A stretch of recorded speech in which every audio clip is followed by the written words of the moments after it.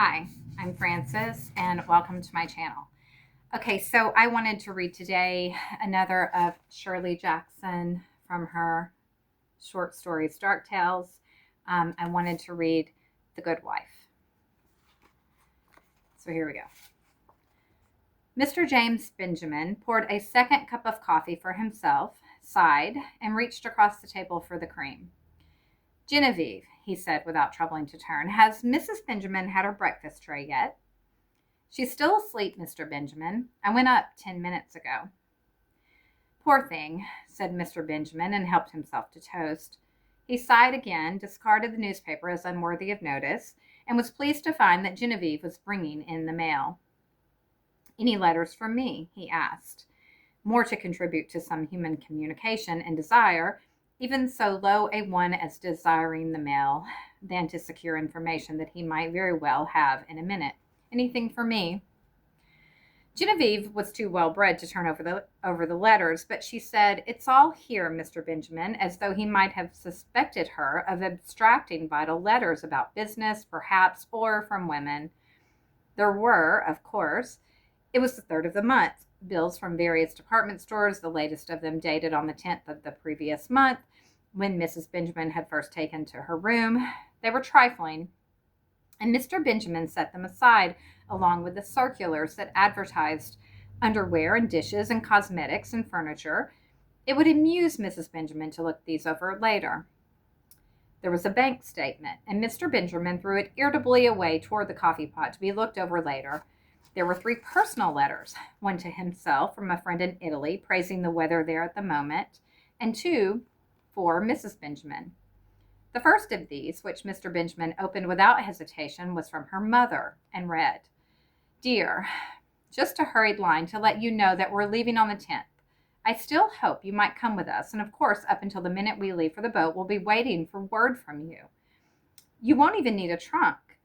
We're planning to do all our shopping in Paris, of course, anyway, and of course you wouldn't need much for the boat. But do as you please.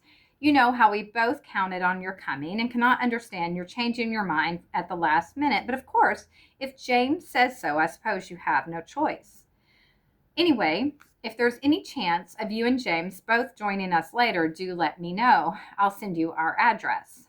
Meanwhile, take care of yourself and remember we are always thinking of you. Love, Mother." Mr. Benjamin set this letter aside to be answered and opened the other letter addressed to his wife. It was, he assumed, from an old school friend because he did not know the name, and it read, "Helen, darling, just saw your name in the paper, being married, and how marvelous. Do we know the lucky man? Anyway, we always said you'd be the first married, and now here you are, the last. At least, Smitty hasn't married yet, but we never counted her. Anyway, Doug and I are just dying to see you. And now that we're in touch again, I'll be waiting for word from you about when you and your new hubby can run up and pay us a visit. Any weekend at all. And let us know what train you'll make. Just loads of love and congratulations, Joni." The letter did not absolutely require an answer, but Mr. Benjamin set it aside anyway. He poured himself a 3rd cup of coffee and drank it peacefully, regarding the department store advertisements superimposed upon the horrors of the morning paper. When he had finished this cup of coffee, he rose and collected advertisements in the paper and said, when he saw Genevieve standing in the kitchen doorway, "I'm finished, thanks." "Genevieve, is Mrs. Benjamin awake?" "I just took up her tray, Mr. Benjamin," Genevieve said. "Right," said Mr. Benjamin. "I'll be leaving for the office on the 11:15 train.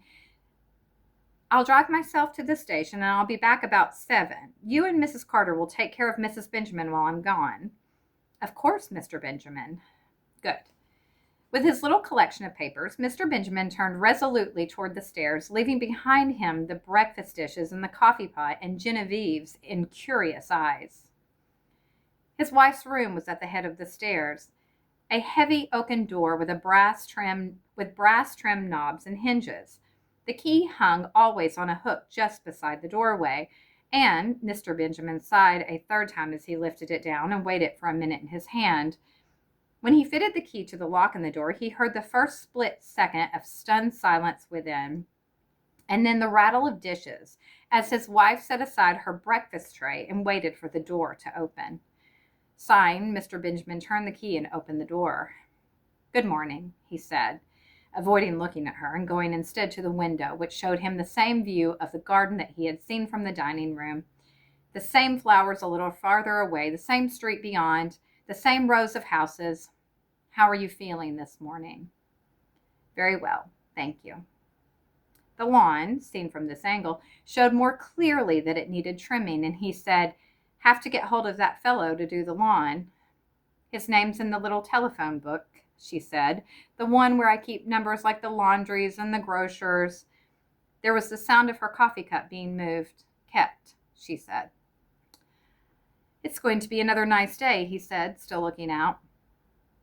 "Splendid. Will you play golf?"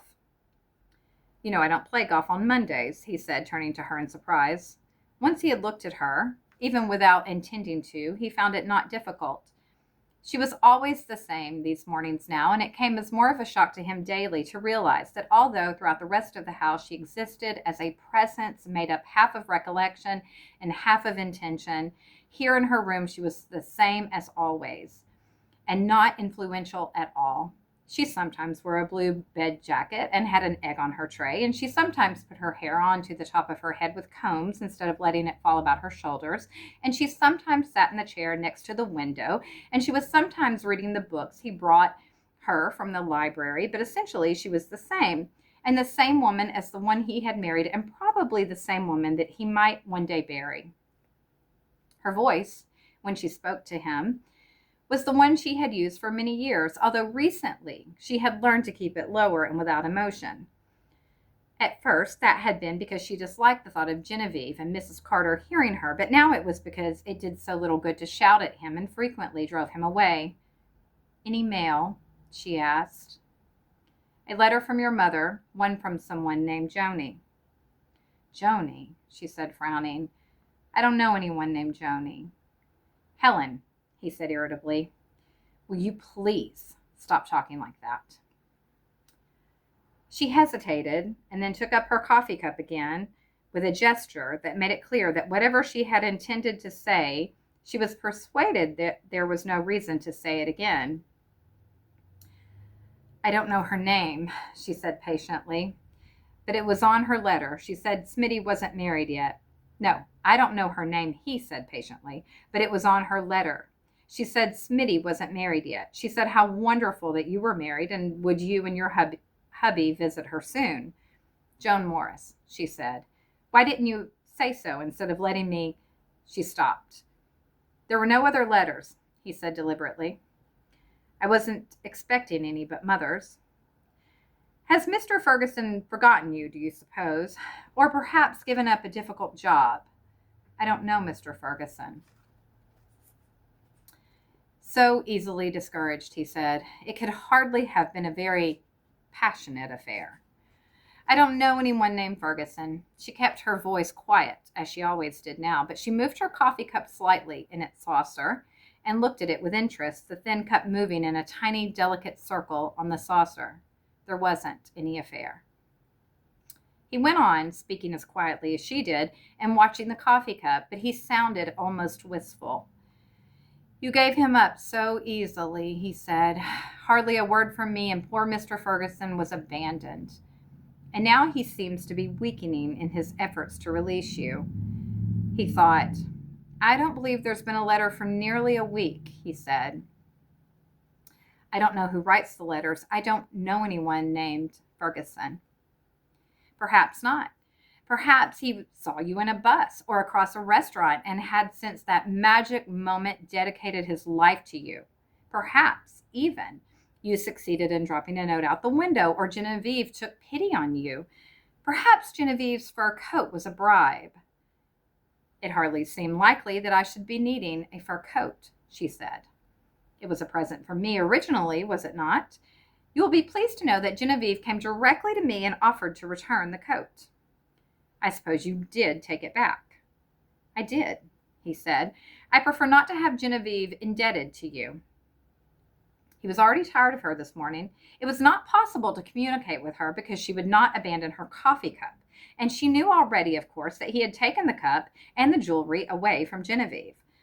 There was not even the hope between them that he believed she had actually dropped a note from the window or somehow gotten word to the outside world.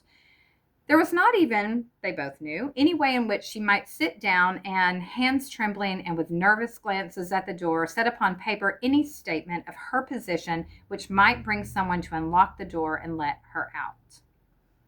Even if she had been allowed pencil and paper or had found it possible to scrawl with a lipstick upon a handkerchief, she was not capable any more of expressions such as, "I am kept prisoner by my husband, help me," or "Save an unfortunate woman unjustly confined," or "Get the police," or even "Help." There had been a period when she had tried to force her way out of the room when the door was open, but that had been only at first.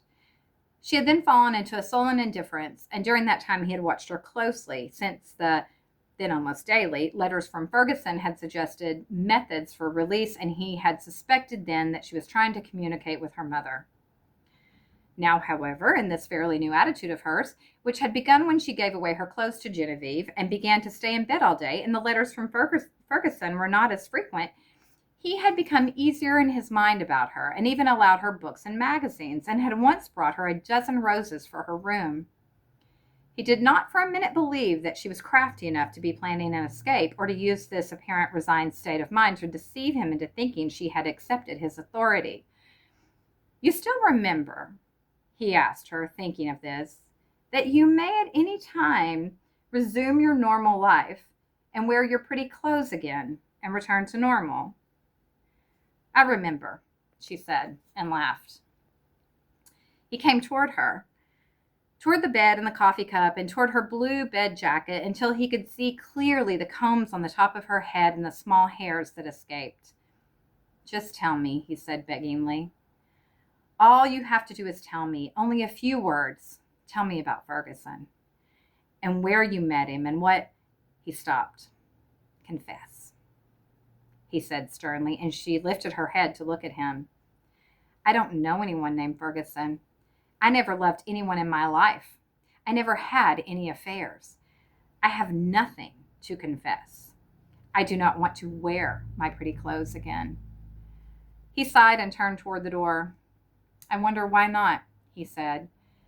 "Don't forget to lock the door," she said, turning to take her book from the table.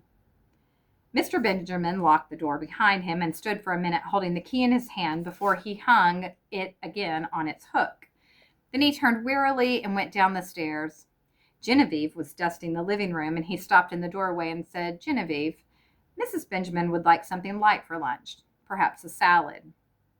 "Certainly, Mr. Benjamin," Genevieve said. "I won't have dinner home," Mr. Benjamin said. "I thought I might, but I believe I'll stay in town after all. I believe Mrs. Benjamin needs new library books. Will you take care of that for her?" "Certainly, Mr. Benjamin," Genevieve said again.